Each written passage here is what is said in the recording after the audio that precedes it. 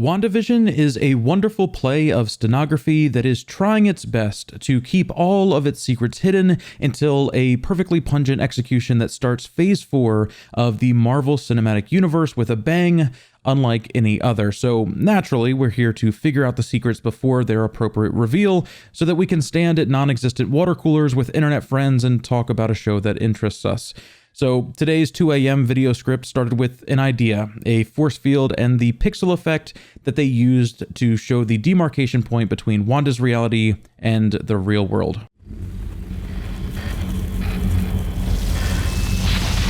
In my last video, I discussed why I believe that this felt technology-based and how it could point to a notable biotech company called AIM that we saw in Iron Man 3, or it could simply be pointing to S.W.O.R.D. Then I did some digging, and here is what I found. These pixels have appeared throughout the credits since episode 1, and it felt like the showrunners were trying to tell us straight from the start that this world was created and it's technology-based. I'm not saying all of the world is a pixelated wonderland and that we're all living in a simulation, though I'm also not saying that as well. My point is, I think what Wanda's in may be technology-based, and I think S.W.O.R.D. or AIM are monitoring Wanda after she lost control of her powers and started playing Little Miss American TV wife with her dead husband. And here's why. I was under the impression that pixels are inherently square, but that's not true at all. Both CRT screens and LCDs have something called subpixels, which are pixels divided vertically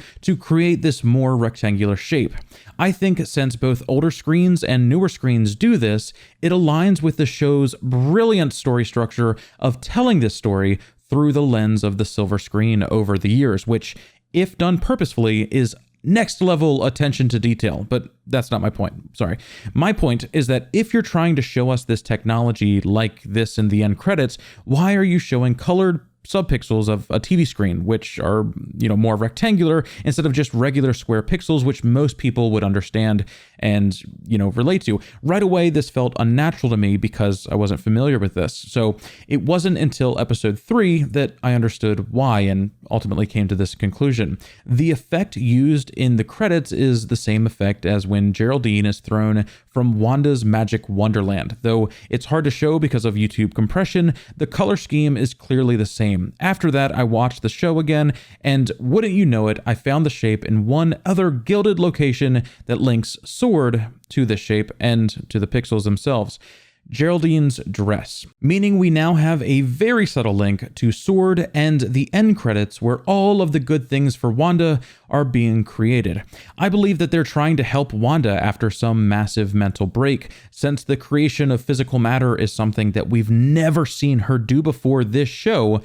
I don't think she's doing it at all. I think this is a production, and it's being masked as her legitimate powers. Vision even cues the audience audio track at the end of episode 1, and it's just meant to be a joke.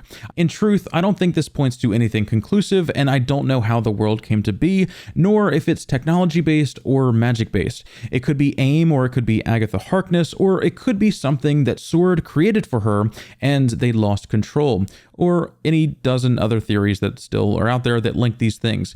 But I believe right now, I think the show points to these 3 facts. 1, the end credits show subpixels used in LCD and CRT screens, which align to the storytelling through television, which show the creation of wedding rings, roses, glasses, sugar and spice, and everything nice for Wanda. 2nd, this particle effect is used when Geraldine is thrown out, showing a clear divider between Wanda's magic and the red particle effect that it's always had, and the pixelization of the border. 3rd, Geraldine is a member of S.W.O.R.D. and is actively influencing the events in the world, trying to help Wanda, and wears a subpixel dress that I think links S.W.O.R.D. to this pixel effect, which then in turn links to the creation of the things that Wanda likes in the end credits. That is the basis of the theory, though one thing still remains. I believe a third party is involved in this somehow because of this line. Wanda. Who's doing this to you, Wanda? Wanda. I believe that whoever the antagonist of this story is, their entire plot is to get Wanda to procreate superpowered children, caused by Agatha Harkness for a reason that we still don't know, meaning that it's entirely possible that Wanda did create a pocket reality. I would still like to leave that on the table for a few reasons, but if that is true, then it means that this supermassive border around Westview is to contain Wanda's magic before it takes over the entire world. So that's it. I cannot decide if S.W.O.R.D created this reality for Wanda or is simply trying to contain it. I think both are equally possible, but it's one of those. But I also think that episode 3 gave us some clues about S.W.O.R.D's involvement by way of Stork and buckets. In my episode 3 breakdown, I discuss how we know that Geraldine is lying about the reason that she shows up to Wanda's house at the exact moment that children are being born. She said that she needed a bucket because of the flooding, but as a member of S.W.O.R.D, she does not have a physical house at Westview. So why exactly is she there? Why is she lying about this exact thing? And then that got me thinking, if you recall, the stork was something that Wanda tried to remove by force and couldn't.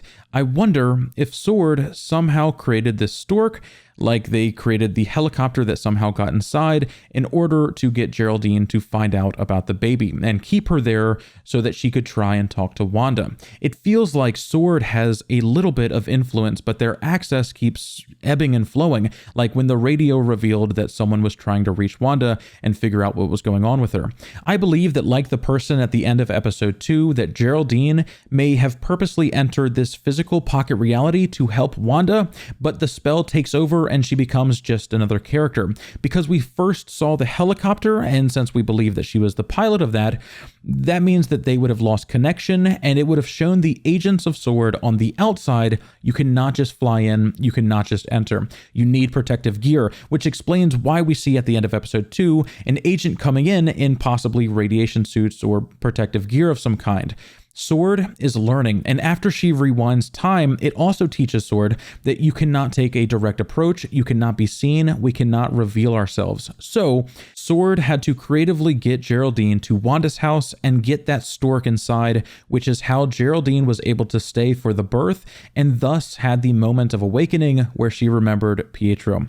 It clearly backfired, but I wonder if in episode 4 they won't discuss the information that they gained from doing this, maybe even coming to the conclusion that Wanda is in control, when in reality, perhaps someone is still behind the scenes controlling things, and maybe that's Agatha Harkness. So in conclusion, Subpixels show the creation of the world. There is a possible link to S.W.O.R.D and the Subpixels, meaning they either created the world that she's in, or just the border that's keeping Wanda from consuming the planet with her magic. S.W.O.R.D is also slowly learning about the world and trying to help Wanda, but are failing terribly. There's also a third-party aspect of this, which I believe takes form of Agatha Harkness, and her plot is the creation of superpowered children for a reason that we still don't know. So, yeah.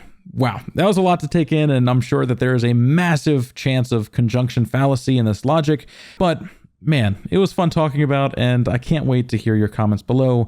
For or against, please let me know. But we come to the end of the video. If you enjoyed this, even if it was wrong, please be sure to subscribe for more and help this channel grow, because I love it dearly. And I want to spend more time talking about Marvel theories and lore and everything in between. Special thank you to my Patreon supporters and the king patron himself, Michael Linck. I couldn't do this without you, buddy. Much love, everybody, and I cannot wait to talk to you all again soon.